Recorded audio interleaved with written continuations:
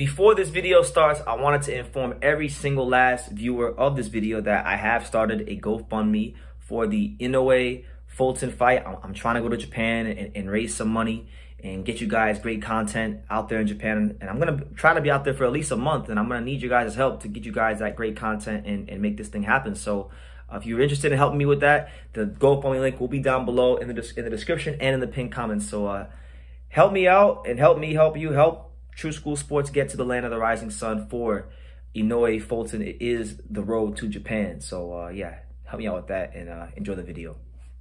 It's personal between me and I'm going to do you some serious harm, you big stiff idiot. The untouchable True School Sports Empire proudly presents something the boxing games are missing. Hey, what's going on? It's your boy BT, and I came here to talk some boxing with the thousands of True School Sports subscribers. Now, interesting stuff, man. I've been wanting to get to this for a while. And I know it's not like, it's kind of like old news at this point, but I still wanted to get to it for documentational purposes. Now, you guys know I love Teofimo Lopez. I've had him on the channel here before. I've had his dad on the channel here before. He is, whether he says it or not, consistently, he is still one of South Florida's very own, and I still support Teofimo Lopez, and I still want to see him become 2-division champion. And I still think there's a very great fighter in there, but he's got to tighten some things up, That being said, I had made a video a couple weeks ago about how basically Teofimo Lopez's father had stated that basically they were going to take the Regis Prograis fight, that they wanted all the smoke. He was talking that big shit. He was talking a great game. And now when push came to shove, it turns out Teofimo Sr. and Teofimo Lopez aren't doing what they said they were going to do, So before I get into the comments, let me just say this. I have had Teofimo Sr. here in a long time. It's been maybe a year or two. I may have to make a phone call to him and just tell him, hey man, I got to interview you about this whole situation because this makes you guys look bad. But he's kind of talking about the whole thing with, he's starting, like, Teofimo Lopez Sr. is starting to sound a lot like the manager of Jose Ramirez, Rick Morrigan. Because here's what he said about fighting Regis Prograis. He said the following, and I quote, the Regis fight is not going to happen, bro. We're going to get 35%. There ain't no money in that fight. Then he says, why are we going to fight Regis Prograis when we aren't going to get the money that we're supposed to get? End quote. Now, I don't know if, like, Jose Ramirez's team doesn't read the rules. I don't know if, like, Teofimo Lopez's team hasn't read the rules, but, like, you're going to get 35% because you are the mandatory challenger. You're the next in line. You are challenging for the belt. Therefore, by WBC rules, that's what you get. It's not anything Regis determines, So my thing is this. If Jose or Teofimo truly believe that they could beat Regis Prograis, they would take the damn fight and they would just beat him and become champion, and then they would be in the driver's seat. But you know what? They don't do that because they know that Regis Prograis is a dangerous fighter, and they know that win, lose, or draw, they're going to take severe damage. And they know this because they saw what happened to Josh Taylor. He beat Regis Prograis, but look what he had to go through to do it. It was a long, tough, arduous process. So do they want to go through that? I'm not so sure. Factor in that, basically Teo is trying to angle himself at a Josh Taylor fight. Taylor just pulled out of a fight with Jack Catterall, the rematch, right? So that's a fight I know Top Rank would be interested in, and I know from just talking to Team Lopez in the past that's a fight they want.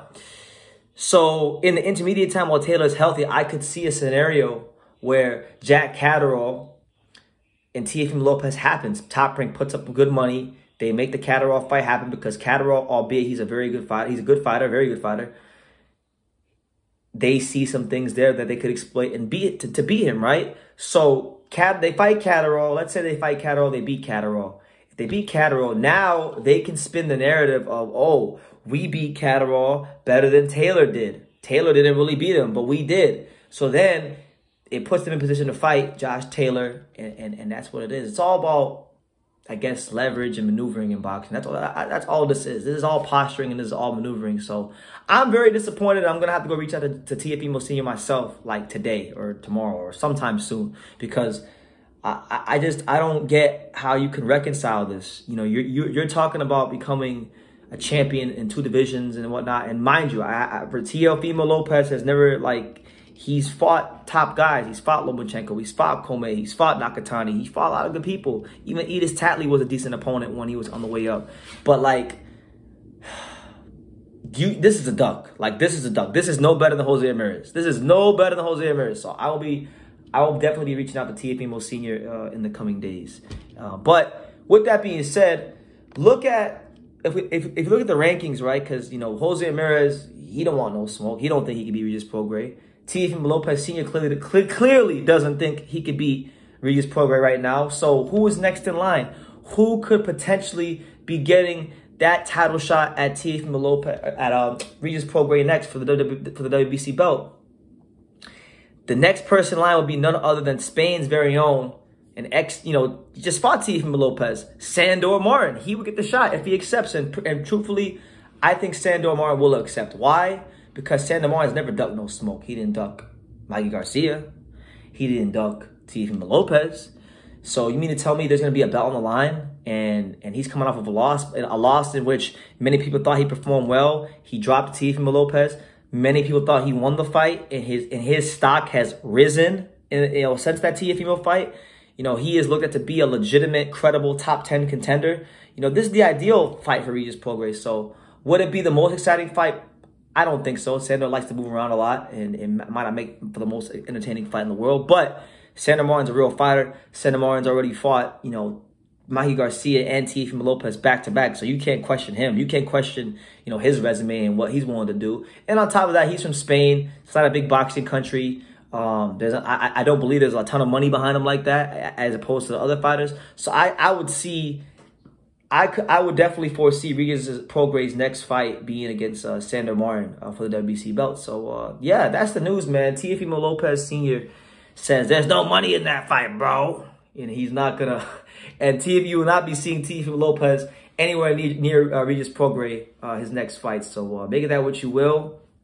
I'm going to have to reach out to Teofimo Lopez Sr. and even try to get Teofimo Lopez, you know, the son, you know, Teofimo Lopez himself on the channel.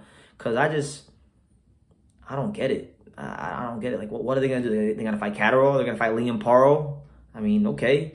Maybe they fight Liam Paro. That'd be a good fight. They can fight for the vacant belt if the WBO strips Taylor. I mean, it is what it is, man. There's a lot of ways to interpret this, but either way you interpret it, it is them. It is right. It is a duck. They did avoid. They did swerve. They did duck Regis Prograis. So it's their prerogative, their career. We'll see what happens. But leave your comments down below. Make sure you guys take the time to subscribe. And like I say in every single one of these videos, you can love me or you can hate me. But I'm just a kid from Daniel. So until next time, take care, guys. Thank you for watching another video on the untouchable True School Sports Empire. For more great boxing content just like this video, click right here and make sure you subscribe. Much love from sunny South Florida.